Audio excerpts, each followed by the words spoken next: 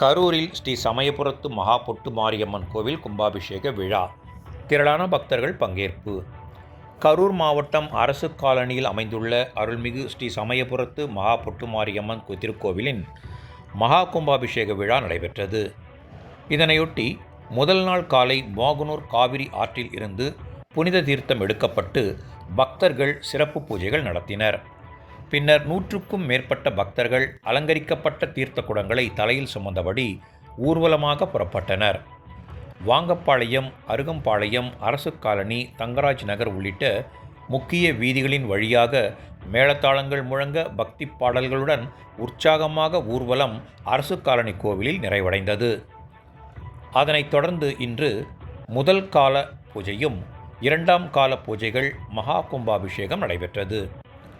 கருட பகவான் வலம் வந்து அம்மனுக்கு உயிர் கொடுத்து சிறப்பு அபிஷேகம், கலசத்திற்கு புனித நீராடினார்கள்.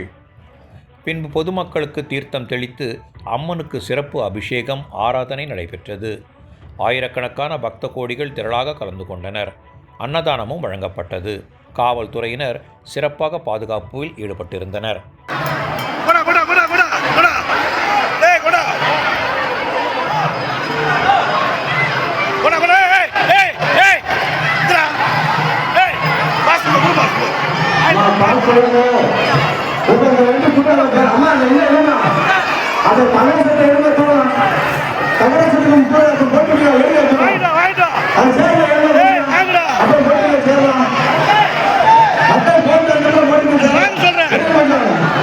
முத்துக்கு போறது இருக்கு.